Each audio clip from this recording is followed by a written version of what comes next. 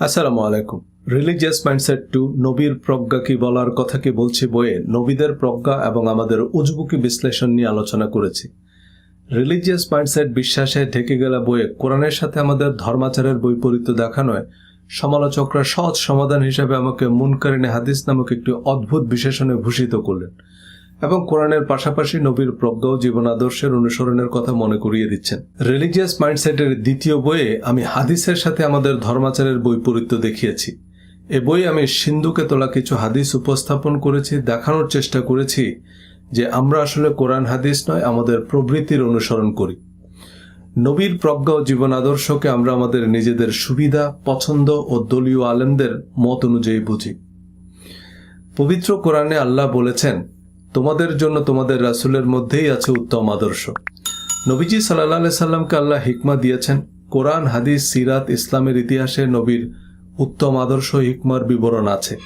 আমাদের শাইখুল হাদিসরা দাবি করছেন হিকমা হচ্ছে হাদিস। হাদিসে হিকমার বিবরণ আছে, তবে হাদিসকে হিকমা মনে করা নেহায়েত মূর্খতা। হিকমা মানে প্রজ্ঞা বা wisdom, analytical ability, reasoning capacity বা ডিসিশন মেকিং ক্যাপাবিলিটি। প্রতিটা জনপদে আল্লাহ নবী পাঠিয়েছেন, প্রতিটা জনপদের প্রজ্ঞাবান মানুষদের আল্লাহ নবী হিসাবে নির্বাচন করেছেন, যারা মানুষকে কৃষি, শিল্প, ব্যবসা, যুদ্ধ, রাজনীতি, জীবন জীবিকার মূলনীতি শিক্ষা দিয়েছেন। পৃথিবীতে আর কোনো নবী না আসলেও প্রজ্ঞাবান মানুষ আসবে, যারা মানব জাতির জন্য সম্ভাবনা ও সমৃদ্ধির নতুন নতুন দুয়ার খুলবে। এসব জ্ঞানী ও প্রজ্ঞাবান মানুষরাই নবীদের উত্তরসূরি, যারা হবেন সমগ্র মানব জাতির জন্য বাতিঘর।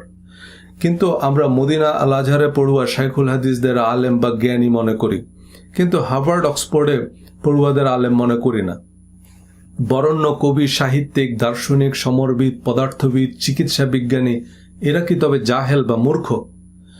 জ্ঞান বিজ্ঞানের বিভিন্ন শাখায় যারা অবদান রেখে চলেছেন তাদের আমরা বলি সাধারণ শিক্ষায় শিক্ষিত, তাই সেসব শিক্ষার সাথে ধর্মের কোনো সম্পর্ক নেই। আর মদিনা আল আজহার থেকে যারা অসাধারণ শিক্ষায় শিক্ষিত বা কথিত আলেমরা আমাদের শিক্ষা দিচ্ছেন মোচ কদ্দুর বড় হবে, মহিলাদের মুখ খোলা রাখা যাবে কিনা, কিভাবে পানি পান করতে হবে, কোন দোয়া পড়লে বেহেশতের 8টি দরজা খুলে দেওয়া হবে, দোজখের আগুন হারাম হয়ে যাবে বা মুস্তাজাবুদ দাওয়া বনে যাবেন, ইমাম মেহেদী কোথায় আত্মপ্রকাশ করবেন।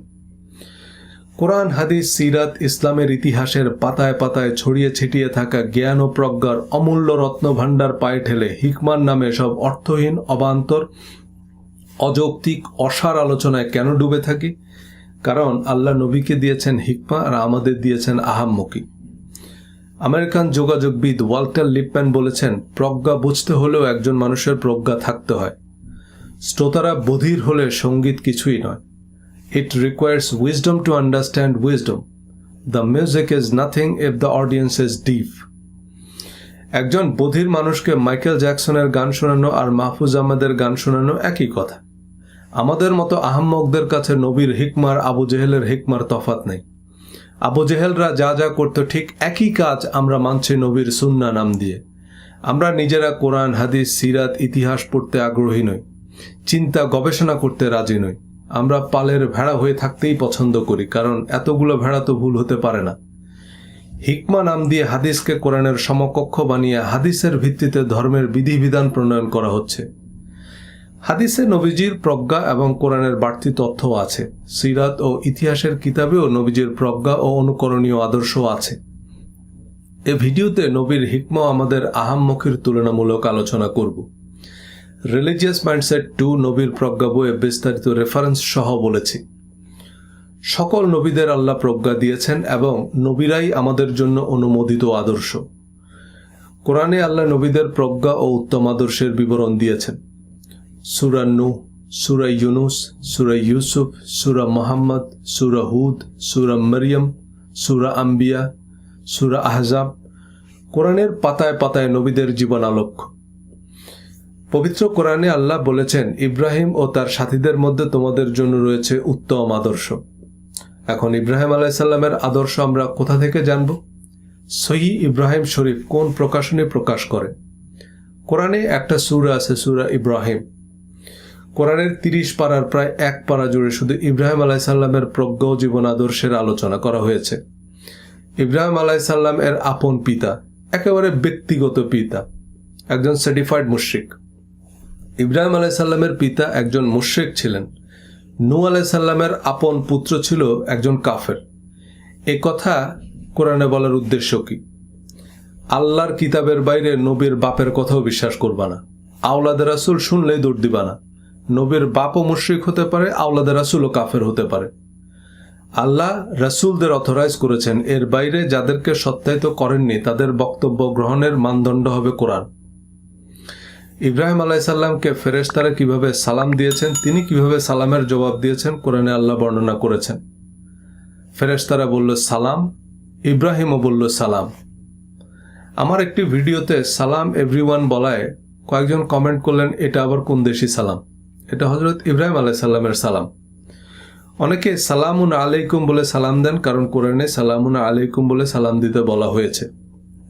সালামুন আলাইকুম 100% কোরআন সম্মত সালাম, কিন্তু অনেকে আসসালামু আলাইকুম বলাটাকে কোরআন অস্বীকার করার অভিযোগে কুফরি বলছেন।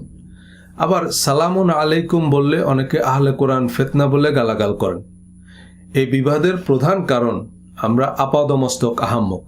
আমরা দিনভর পীরের পিছনে দৌড়াই, কিন্তু কোরআন খুলে মিলিয়ে দেখি না। সালামুন আলাইকুম আর আসসালামু আলাইকুম এই দুয়ের মধ্যে অর্থ, ভাষা ও ব্যাকরণগত কোনো পার্থক্য নাই। কোরআন আর আল কোরআন একই কথা। তদুপরি কোরআনে নবীরা আসসালামু আলাইকুম বলেও সালাম দিয়েছেন। মুসা আলাইসাল্লাম এবং হারুন আলাইসাল্লাম সালাম দিয়েছেন আসসালামু আলা মানিত্তাবা আল হুদা, নট সালামুন আলা মানিত্তাবা আল হুদা। ঈসা আলাইসাল্লাম সালাম দিয়েছেন আসসালামু আলাইয়া, নট সালামুন আলাইয়া। সুতরাং সালাম, সালামুন আলাইকুম, আসসালামু আলাইকুম সবই কোরআন এবং হাদিস সম্মত সালাম। সালাম মানে মুখে একটা মুখস্থ বাক্য বলা নয়, আন্তরিকভাবে তার শান্তি কামনা, অর্থাৎ পরিচিত অপরিচিত সবার শান্তি কামনা, মঙ্গল কামনা করা একজন আদর্শ মুসলমানের বৈশিষ্ট্য। শান্তি বলতে সব রকম শান্তি এবং প্রশান্তি বোঝায়, অর্থাৎ একজন ভালো মুসলমান পরিচিত অপরিচিত সকলের প্রশান্তি ও আনন্দের কারণ হবে, সকলের শুভাকাঙ্ক্ষী হবে, সহযোগী হবে, মানুষকে ভালো কথা বলবে, উৎসাহব্যঞ্জক প্রশংসাসূচক কথা বলবে। সালামের জবাবও সালাম, অর্থাৎ আপনার জন্য প্রশান্তি। কিন্তু আমরা কারো সালামের জবাব দিই, আপনার তো সালামই হয় না। আগে সালাম দেয়া শিখেন, তারপর ভিডিও বানান। সালাম দিতে জানে না, আবার বই লেখে। ইব্রাহিম আলাইসাল্লাম আল্লাহর কাছে প্রজ্ঞাপূর্ণ দোয়া করেছেন, আল্লাহ কোরআনে তা উল্লেখ করেছেন। রব্বি হাবলি হুকমা ওয়াল হিকনি বিস-সালিহিন ওয়াজআললি লিসানা সিদকিন ফিল আখিরিন। হে আমার রব, আমাকে প্রজ্ঞা দান করুন এবং আমাকে সৎকর্মশীলদের অন্তর্ভুক্ত করুন এবং পরবর্তীদের মধ্যে আমার সুনাম সুখ্যাতি অব্যাহত রাখুন। ইব্রাহিম আলাইসাল্লামের আরও দোয়া আছে কোরআনে। কোরআনের দোয়া নামে একটা ভিডিওতে এবং একটা অধ্যায় আলোচনা করেছি এ বইয়ে। ইব্রাহিম আলাইসাল্লাম আল্লাহর কাছে কি ভিক্ষা চাইতেন? প্রজ্ঞা বা উইজডম। তিনি সৎকর্মশীলদের অন্তর্ভুক্ত থাকার আর্জি পেশ করেছেন। আমল মানে কর্ম। আমাদের কর্ম দুনিয়া আখিরাতে আমাদের সাফল্য নির্ধারণ করবে। এই আমল মানে মুখস্থ দোয়া দুরুদ নয়। সৎকর্ম মানে ভালো কাজ। ইব্রাহিম আলাইসাল্লামের আবেদনপত্র বলছে তার কাছে গুরুত্বপূর্ণ ছিল প্রজ্ঞা, সৎকর্ম এবং পরবর্তীদের মধ্যে সুনাম সুখ্যাতি। কিন্তু আমরা ইব্রাহিম আলাইসাল্লামের জীবন আদর্শ বলতে বুঝি সুন্নতে খতনা। এ খতনার নাম দিয়েছি মুসলমানি। মুসলিম আর অমুসলিমের মধ্যে পার্থক্য হচ্ছে খতনা। হযরত ইব্রাহিম আলাইসাল্লামের খতনার কথা পবিত্র কোরআনে নাই। কোরআনে 69 বার হযরত ইব্রাহিম আলাইসাল্লামের নাম উল্লেখ করা হয়েছে। হযরত ইব্রাহিম আলাইসাল্লামের কাবাঘর নির্মাণ এবং অন্য সকল ব্যাপারে কোরআনে বর্ণনা করা হয়েছে, অথচ তাকে তার গোপনাঙ্গের একটি অংশ কেটে ফেলতে বলা হয়েছে, তা কোথাও বলা হয়নি। আল্লাহর উপর হযরত ইব্রাহিম আলাইসাল্লামের বিশ্বাস ও নিষ্ঠার কথায় গুরুত্ব সহকারে বলা হয়েছে, যা আমাদের জন্য অনুকরণীয়। কিন্তু আমাদের কাছে খতনা কেন মুসলমানের সমার্থক? কারণ আল্লাহ ইব্রাহিম আলাইসাল্লামকে দিয়েছেন হিকমা আর আমাদের দিয়েছেন আহাম্মকি। আমাদের নবীজি সাল্লাল্লাহু আলাইহি সাল্লামের প্রজ্ঞা ও জীবন আদর্শের নির্ভুল বিবরণ একমাত্র কোরআনে আছে। কোরআনে সূরা মুহাম্মদ নামে একটা সূরা আছে। সূরা আহজাবে নবীজির একান্ত ব্যক্তিগত ঘরোয়া বিষয়াদি আলোচিত হয়েছে। এছাড়া কোরআনের বিধিনিষেধ সংক্রান্ত আয়াতগুলো আল্লাহ নবীকে উদ্দেশ্য করে বলেছেন, হে নবী আপনি বলুন, হে নবী আপনি পড়ুন, হে নবী, আপনি জানিয়ে দিন। তারা আপনাকে জিজ্ঞেস করে, আপনি বলুন, আপনি করুন, আপনি করবেন না, নবীর জন্য এটা করা পাপ হবে না, নবীর জন্য এটা করা উচিত হবে না। কোরআন নবীজিরই জীবন আলেখ্য। নবীজি সাল্লাল্লাহু সাল্লামের দাড়ি ছিল বা তাকে দাড়ি রাখার নির্দেশ কোরআনে দেওয়া হয়নি, কিন্তু আমাদের কাছে নবীর প্রধান অনুকরণীয় আদর্শ হচ্ছে দাড়ি। কারণ আল্লাহ নবীকে দিয়েছেন হিকমা আর আমাদের দিয়েছেন আহাম্মকি। নবীজি সাল্লাল্লাহু সাল্লাম মক্কা থেকে মদিনায় হিজরত করছেন। তার প্রচণ্ড মন খারাপ। এর আগে তিনি তায়েফে গিয়েছেন, তায়েফবাসী তাকে পাথর মেরেছে। মদিনাবাসী বিশ্বাসঘাতকতা করলে তার আর যাওয়ার জায়গা নেই। আল্লাহ নবীজিকে দোয়া শিখিয়ে দিচ্ছেন যে, হে নবী, আপনি আমার কাছে দোয়াটা করুন। রব্বি আদখিলনি মুদখালা সিদকিন ওয়াখরিজনি মুখরাজা সিদকিন ওয়াজআলনি মিন লাদুনকা সুলতানান নাসীরা। And say, my Lord, grant me an honorable entrance and an honorable exit, and give me a supporting authority from yourself. হে আল্লাহ, আমাকে মদিনায় সম্মানিত করেন এবং আপনার পক্ষ থেকে আমার জন্য সাহায্যকারী আনসার প্রেরণ করেন। এ দোয়ার বদৌলতে আল্লাহ নবীজিকে মদিনার বাদশাহ বানিয়েছেন। সমগ্র মদিনাবাসীকে আল্লাহ আনসার, সাহায্যকারী বানিয়ে দিয়েছেন। কিন্তু কোরআনের রেডিমেড দোয়া আমাদের মনোপুত হয় না। আবু হুজাইফা থেকে আবু কুরাইজা, তার থেকে আবু নুসাইফা, এভাবে 7 সমুদ্র 13 নদী পাড়ি দিয়ে একটা সহি দোয়া খুঁজে বের করি। আর কোরআনের পাতায় পাতায় আল্লাহ নবী রাসূলদের তাৎপর্যপূর্ণ দোয়া বর্ণনা করেছেন, তা আমাদের পর্যাপ্ত মনে হয় না। হযরত আদম আলাইহিস সালাম আল্লাহর আদেশ অমান্য করে যখন আল্লাহর বিরাগ ভাজন হলেন, তিনি কাঁদতে কাঁদতে পেরেশান হয়ে গেলেন। কোনো দোয়ায় কোনো কাজ হয় না। শেষে যে দোয়ায় আরশে আজিমের দুয়ার খুলেছে, সে পাসওয়ার্ড আল্লাহ কোরআনে বলে দিয়েছেন। আল্লাহ বলেন, আমি আদম ও হাওয়াকে তখন ক্ষমা করেছি যখন তারা বলল, রব্বানা যালামনা আনফুসানা ওয়া ইল্লাম তাগফির লানা ওয়া তারহামনা লানাকুনান্না মিনাল খাসিরিন। হে আমাদের রব, আমরা নিজেদের উপর জুলুম করেছি, আর যদি আপনি আমাদেরকে ক্ষমা না করেন এবং আমাদেরকে দয়া না করেন, তবে আমরা অবশ্যই ক্ষতিগ্রস্তদের অন্তর্ভুক্ত হব। হযরত নূহ আলাইহিস সালাম আল্লাহর কাছে কি দোয়া করতেন? আল্লাহ নিজেই বর্ণনা করেছেন, কোনো ভায়া মিডিয়া নেই।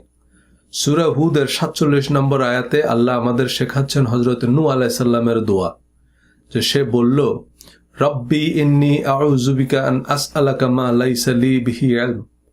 হে আমার রব, যে বিষয়ে আমার জ্ঞান নেই, আমি যেন আপনার কাছে সে প্রার্থনাই না করি। নূহ আলাইহিস সালামের মতো এত মর্যাদাবান নবী, যার নামে কোরআনে একটা সূরা আছে, সূরা নূহ, তিনি জানতেন যে তিনি সব বিষয়ে জানেন না। আর আমরা নিজেদের আল্লামা দাবি করি। আল্লামা শব্দের অর্থ সর্বজ্ঞ, এটা আল্লাহর উপাধি। হযরত জাকারিয়া আলাইহিস সালামের সন্তান হয় না, তো তিনি কোন দরগায় মানত করলেন? আল্লাহ বলে দিচ্ছেন, হুনালিকা দাআ জাকারিয়া রব্বাহু। সেখানে জাকারিয়া তার রবের কাছে দোয়া করল, রব্বি হাবলি মিন লাদুনকা যুররিয়াতান তাইয়্যিবাতান ইন্নাকা সামিউদ দুআ। হে আমার রব, আমাকে আপনার পক্ষ থেকে সন্তান দান করুন, নিশ্চয়ই আপনি প্রার্থনা শ্রবণকারী। এ দোয়ার পর কি ঘটল সেটাও আল্লাহ কোরআনে বলে দিয়েছেন। এ দোয়ার পর আল্লাহ তাকে একটি পুত্র সন্তান দান করেছেন, যেন তেন পুত্র সন্তান নয়, আল্লাহর আরেক পয়গাম্বর হযরত ইয়াহিয়া আলাইহিস সালাম। হযরত মূসা আলাইহিস সালামকে আল্লাহ কিতাব দিয়ে বললেন, আপনি আমার কিতাব প্রচার করেন। মূসা আলাইহিস সালামের হাঁটু কাঁপা শুরু হলো, কারণ তিনি খুব ভালো করেই জানেন যে আল্লাহর কিতাবের কথা বললেই এ ফেরাউনের দল তাকে আহলে কোরআন, মুতাজিলা, মুনকারিনে হাদিস, ওরিয়েন্টালিস্ট, আমেরিকার দালাল বলে ধাওয়া দিবে।